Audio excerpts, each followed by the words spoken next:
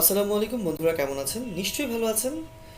ফ্যান্টমেস চ্যানেলের পক্ষ থেকে আমি শুভ আপনাদেরকে বরাবরের মতো আবারও জানাচ্ছি ভালোবাসা, শুভেচ্ছা এবং অভিনন্দন।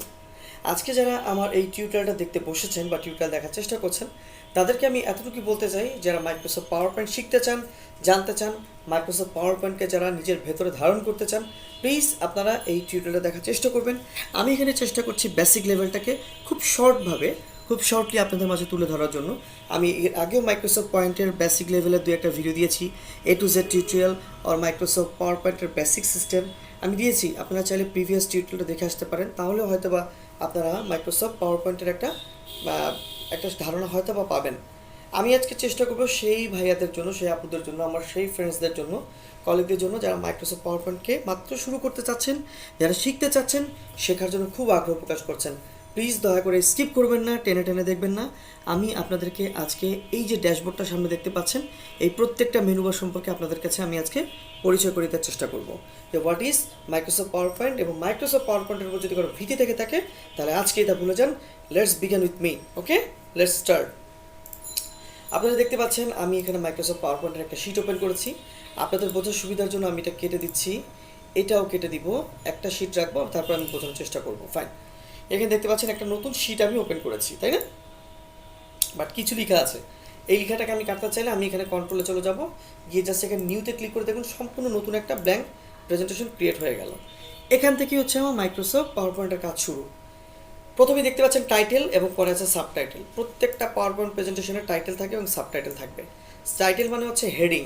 আমরা যখন সংবাদ পাঠক বা সংবাদ পাঠিকা পড়ে, প্রথমে একজন হেডিং পড়ে, দেন তারা সাবটাইটেলে যায়। এই সাবটাইটেলটা হতে পারে মানে কোনো রিটেন ডকুমেন্ট, কোনো ছবি, কোনো ভিডিও বা কোনো মুভি ক্লিপস, যে কোনো যে কোনো কিছু হতে পারে, আপনার মুভি ক্লিপস ও যে কোনো কিছু হতে পারে। তবে আপনাকে পাওয়ার পয়েন্ট প্রেজেন্টেশনটা করার জন্য আপনাকে অবশ্যই এই টাইটেলটার উপর ডিপেন্ড করতে হবে, সাবটাইটেল ডিপেন্ড করতে হবে, আপনাকে নতুন স্লাইড তৈরি করা জানতে হবে, কীভাবে ডিজাইন তৈরি করা জানতে হবে। আমি সবই আজকে দেখাবো। তো সর্বপ্রথম আমি নতুন একটা পেজ ওপেন করেছি, এইটুকু তো বুঝতে পেরেছেন। এখানে লিখে দিলাম দ্য ফ্যান্টম A7 আমার ইউটিউব চ্যানেল। এখানে আমার দেওয়া শেষ। সাবটাইটেল লিখব it's a educational YouTube channel. এটা লেখার কারণ হচ্ছে টাইটেল এবং সাবটাইটেল আপনাদেরকে বোঝানোর চেষ্টা করা।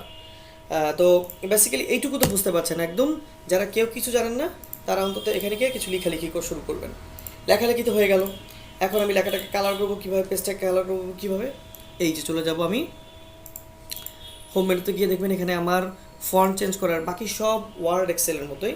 আপনারা চাইলে এখানে ফন্ট চেঞ্জ করতে পারেন, এখানে চাইলে কুইক স্টাইল করতে পারেন। দেখুন এখানে কত ধরনের স্টাইল দেওয়া আছে, স্টাইল করতে পারেন। আপনারা চাইলে লেখাটাকে বোল্ড করতে পারেন। সেম ওয়ার্ড এক্সেলে আপনি যা শিখে এসছেন এখানেও তাই। আপনি চাইলে আপনার লেখাটাকে ডিজাইনটাকে চেঞ্জ করতে পারেন, কালার করতে পারেন। এটা হয়ে গেল আপনার একটা হেডিং। তারপরে আপনি চাইলে এখানে আরও কী করতে পারেন, এইটাকে আপনি গিয়ে একটু বোল্ড করতে পারেন, সাবটাইটেল যেহেতু। এখানে আপনি লাল কালি দিতে পারেন, একটু ফন্টটাকে বড় করতে পারেন, ছোট করতে পারেন। আপনার এই কাজটুকু মোটামুটি শেষ।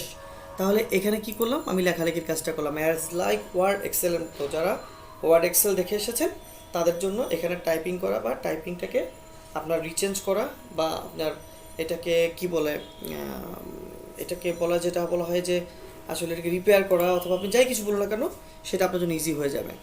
তো এখন আমরা চলে যাবো আর কী আছে। এখানে আছে নিউ বা নতুন স্লাইড ওপেন, যদি কোনো পুরনো অ্যাজ লাইক এক্সেল ওয়ার্ডের মতো যে যারা পুরনো কোনো ফাইল ওপেন করতে চাইলে আপনি ওপেনে যেতে পারেন।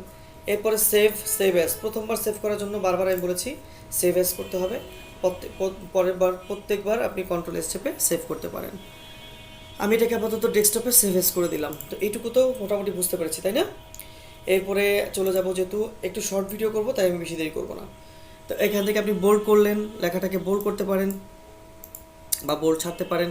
এখান থেকে বড় ছোটো করতে পারেন। এখান থেকে দেখুন ডানে বায়ে নিতে পারেন। তারপর এখান থেকে আপনি উপরে নিচে, টপে নেবেন না মিডিলে দিবেন, বক্সে সেটা আনতে পারেন। আর এখানে সবচেয়ে বড় গুরুত্বপূর্ণ শেপ, আপনি চাইলে বিভিন্ন শেপ অঙ্কন করতে পারেন। এটা আপনার একটা, আমি ধরে নিব যে এটা আপনার একটা শখ, তো আপনি একটা শেপও তৈরি করে নিতে পারেন। তো এই পর্যন্ত তো মোটামুটি সবাই পারবে। ইনসার্টে গিয়ে এখন আপনার কাজ হচ্ছে ডিজাইন তৈরি করা। ডিজাইনে চলে যাবেন, কোন ডিজাইনটা আপনার পছন্দ। আমার এই ডিজাইনটা পছন্দ, হলো না। এই ডিজাইনটা দেখি, হলো না। এই ডিজাইনটা দেখি, হলো না। এটা দেখি, হয়ে গেল।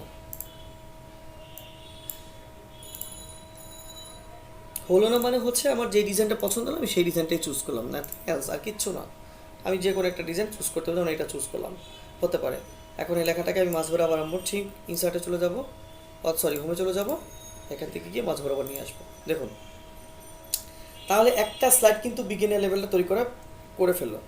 এখন আমি শিখবো কীভাবে অ্যানিমেশন তৈরি করতে হয়। এখানে যাব, অ্যানিমেশন থেকে বিভিন্ন অ্যানিমেশন আমি সিলেক্ট করে দিব। ধরুন আমি উপরে যাই, আমি এই যে সিলেক্ট করে দিলাম, দেখুন একটা ঝিকিমিকি করবে, এটা একটা অ্যানিমেশন, এটা একটা অ্যানিমেশন। আপনারা চাইলে এখন প্রিভিউ দেখতে পারেন। প্রিভিউ দেখবো আমি, এই দেখুন আমার একটাই স্লাইড আমি করেছি। সো হোমে গেলাম, আমি চাইলে স্লাইড শো দিয়ে বারবার আমি দেখতে পারবো। এখানে গেলাম ফ্রম দ্য ভেরি বিগিনিং, দেখুন আমি একটা স্লাইড কিন্তু তৈরি করে ফেলেছি। দ্য ফ্রন্টমের 7 স্টার চিহ্ন, ইটস এডুকেশনাল চ্যানেল। এখন নতুন স্লাইড কীভাবে করবেন, ঠিক এখানে ক্লিক করবেন, রাইট সাইড ক্লিক করবেন মাউসের, নিউ স্লাইড, ডুপ্লিকেট স্লাইড আর ডিলিট স্লাইড। নিউ স্লাইড করলে নিউ স্লাইড, ডুপ্লিকেট করলে ডুপ্লিকেট। আমি আরও একটা নিউ স্লাইড করে রাখি। তো এখানে দিয়েছে, আমি দিলাম ডেসক্রিপশন, টাইটেল যেহেতু দিয়েছে দিলাম ডেসক্রিপশন, ফাইন। এখানে দেখুন আমি টেবিল চাইলে অ্যাড করতে পারি। আমি যে দেখুন একটা টেবিল অ্যাড হয়ে গেল আমার সুন্দর। আমি যা খুশি করতে পারি, টেবিল না চাইলে আমি ছবি আনতে পারি, এখান থেকে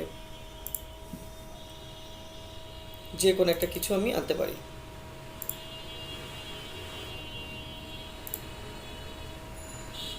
আপনাদেরকে দেখানোর সুবিধার জন্য আমি দেখতে চাচ্ছি আমার ডকুমেন্টসে কোনো ছবি আছে কিনা, বা রিসেন্ট পেজে আছে কিনা। আপাতত মনে হচ্ছে ছবি নেই, পিকচার আছে কিনা দেখি, হ্যাঁ আছে। আমি চাইলে এখান থেকে এই কোয়ালার ছবিটা বের করে আনলাম, দেখুন একটা কোয়ালা চলে এসছে। আমি কন্ট্রোল ধরে এটাকে বড় ছোটো করতে পারবো। তাহলে বুঝতে পারছেন তো যে খুব বেশি কঠিন কিছু না, সহজ কিছু। খালি আপনাকে home menu, insert menu, design মেনুর উপর, অ্যানিমেশনের উপর থাকতে হবে। তাহলে আপনি খুব সুন্দর পাওয়ার পয়েন্ট শিখে যাবেন। এরপর হয়ে গেলে আপনি স্লাইড শোতে চলে যাবেন। ফ্রম ভেরি বিগিনিং ইন্টারপ্রেস করবেন, দেখুন স্লাইড শো দিলাম, হয়ে গেল। এক এক করে আপনি স্লাইড বাড়াতে পারবেন। এখান থেকে চাইলে ডিলিট করতে পারবেন। আমি যদি এটাকে ডিলিট করতে দিচ্ছি, আমার লাগছে না, ডিলিট স্লাইড, এটা লাগছে না, দেখুন আমার দুটো স্লাইডও হয়ে গেল। এখন আমি চাই একটু লেখাগুলো আগে আসবে পরে আসবে, সেটা করতে গেলে আপনাকে অ্যানিমেশনে বা আপনার 2017 যারা আছেন তাদের ট্রানজ্যাকশন নামে একটা অপশন আছে, সেই ট্রানজ্যাকশনে গিয়ে আপনি লেখাটাকে নাচানাচি করাতে পারবেন। আর অবশ্যই ভিউতে তো বলার তেমন কিছুই নাই। যদি কোনো ইস্যু থাকে ডেফিনেটলি আমি পরবর্তীতে আপনাদেরকে শেখানোর চেষ্টা করব। আজকে শুধু আমি বেসিক ধারণা দিলাম যে মাইক্রোসফট পাওয়ার পয়েন্ট ওপেন করে ফেললেন, সাহস করে কিছু ছবি আনলেন, কিছু লেখা লিখলেন, কীভাবে লেআউট চেঞ্জ করতে হয় সেটাও জেনে গেলেন, সব কিছু জেনে গেলেন। সো আপনার কিন্তু মোটামুটি পাওয়ার পয়েন্টের বেসিক খইটা হয়ে গেল। এরপরও ইন ডিটেলস আমি আরও কিছু শেখাবো। যেমন এখানে নতুন স্লাইড, ডুপ্লিকেট দিলে ডুপ্লিকেট, ডিলিট স্লাইড দিলে লেআউট থাকলে লেআউট এখান থেকে আমি চেঞ্জ করে দিতে পারবো। আমি যেখান থেকে খুশি, যেহেতু আমি এখানকার মানে সিচুয়েশনটা আমি বুঝতে পারছি আপনাদের, সো আপনারা চাইলেও শেখার জন্য সব ধরনের প্রচেষ্টা আমার কাছ থেকে পাবেন। এবং অবশ্যই আপনারা চেষ্টা করবেন মাইক্রোসফট পাওয়ার পয়েন্টে যদি আরও বেসিক নিয়ে কোনো ঝামেলা থেকে থাকে, যারা বেসিক এখনও বুঝতে পারছে না তারা প্লিজ কাইন্ডলি আমার এই টিউটোরিয়াল দেখার চেষ্টা করবেন। সবশেষে বলবো, আমি সেভ করতে ভুলে গিয়েছিলাম, সেভ করে ফেলবো। প্রথমবার করতে গেলে সেভ এস, পরেরবার করতে গেলে সেভ হয়ে গেল। মোটামুটি টিউটোরিয়াল একটা ধারণা দিলাম। বাকি সব কিছু ওয়ার্ড এক্সেলের মতো কীভাবে কালার করতে হয়, কীভাবে চেঞ্জ করতে হয়, বা কীভাবে আপনার এখান থেকে গিয়ে স্মার্ট আর্ট করতে হয়, সব একই রকম। তো বন্ধুরা ভালো থাকবেন। আজকে মাইক্রোসফট পাওয়ার পয়েন্টের আমি বেসিক লেভেলের একটা টিউটোরিয়াল দেওয়ার চেষ্টা করেছি। যারা আসলে টিউটোরিয়ালটা দেখতে চেয়েছেন বা দেখতে চাচ্ছেন তারা প্লিজ এটা দেখার পর আমার মাইক্রোসফট পাওয়ার পয়েন্টের আরও দুটো টিউটোরিয়াল দেখবেন, আপনাদের কাছে পাওয়ার পয়েন্ট একদম পানির মতো সহজ হয়ে যাবে। তো বন্ধুরা আজকে এই পর্যন্তই, ভালো থাকবেন, আল্লাহ হাফেজ। নিশ্চয়ই আবার কোনো টিউটোরিয়াল আপনার সাথে অবশ্যই কথা হবে। সেই পর্যন্ত সবার সুস্থতা কামনা করে শেষ করছি। আসসালামু আলাইকুম।